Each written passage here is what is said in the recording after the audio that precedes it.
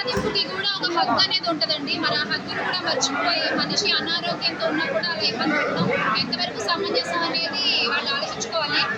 చంద్రబాబు నాయుడు గారు కొన్ని రోజులు జైల్లో గడిపిన తర్వాత అనారోగ్యం అని చెప్పి, కళ్ళు కనిపించట్లేదని చెప్పి, మరి నడవడానికి చేత కావట్లేదని చెప్పి బయటకు వచ్చి మరి ఆయన బెయిల్ మీద బయటకు వచ్చిన అందరికీ తెలిసిన విషయమే. జరిగిందో చెప్తున్నాను. మరి ఈ రోజున ఒంట్లో బాగాలేని మనిషిని మనం కళ్ళతో చూస్తున్నాం ఎంత ఇబ్బంది పడుతుంది. అలాంటి వ్యక్తిని ఇంకా ఇబ్బంది పడడం ఎంతవరకు సమంజసం. అక్రమ అరెస్ట్ అనేవి కేవలం డైవర్షన్ పాలిటిక్స్ లో ఒక భాగం మాత్రమే. ఈ హామీలు ఇవ్వడం చేతగాక అవి ఎక్కడ ప్రశ్నిస్తామో అని చెప్పి ప్రశ్నిస్తున్న వాళ్ళందరినీ అక్రమ అరెస్ట్ చేస్తుంది కుటుంబం. రాజానగరం నియోజకవర్గ మాజీ శాసనసభ్యులు అలాగే వైఎస్ఆర్ కాంగ్రెస్ పార్టీ సమన్వయకర్త జగన్మోహన్ రాజా గారి ఆహ్వానం మేరకు ఇవాళ ఇంత గొప్ప జాతర 12 ఏళ్లకు ఒకసారి జరిగేటువంటి అంకారం జాతరలో పాల్గొనేటువంటి సువర్ణ అవకాశం నాకు వచ్చింది. అంటే ఇక్కడికి వచ్చే ముందే గత ప్రభుత్వంలో ఇక్కడ ప్రజలు ఎంత సంతోషంగా ఉన్నారు, ఈ ప్రభుత్వంలో ఎలాంటి ఇబ్బందులు ఎదుర్కొంటున్నారు అవన్నీ కూడా తెలుసుకోవడం జరిగింది. ఆయన నియోజకవర్గానికి రాజాన్న సుమారుగా 2000 కోట్ల నిధుల్ని తీసుకుని వచ్చి ఆ నియోజకవర్గాన్ని అంతటినీ కూడా అభివృద్ధి చేయడం జరిగింది.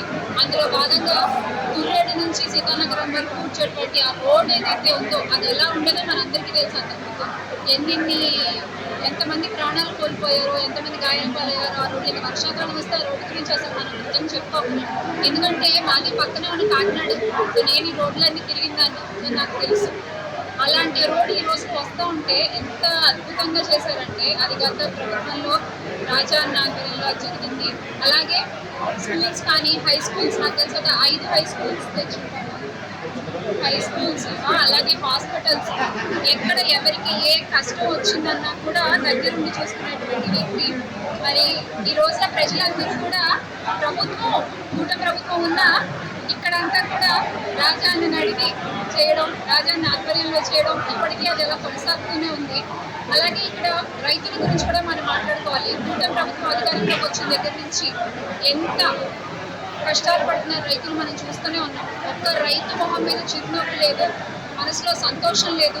కాయ కష్టం చేసుకుని అప్పు చేసి పంట పండించి పంట కోతకొచ్చి ఆ పంట అమ్ముడుపోయినా కూడా సరైన గిట్టుబాటు జరగదు. అదే గత ప్రభుత్వంలో అయితే సుమారుగా 3000 కోట్ల రూపాయలు రైతుల సహాయం కోసం స్థిర నిధి ఏర్పాటు చేయడం జరిగింది వైఎస్ఆర్ కాంగ్రెస్ పార్టీ ప్రభుత్వం. మరి అలాంటిది ఇప్పుడు ప్రభుత్వం ఎందుకు చేయలేకపోతుంది? వాళ్ళ ఖజానా నుంచి కొంత డబ్బుని రైతుల కోసం ఎందుకు కేటాయించలేకపోతున్నారు?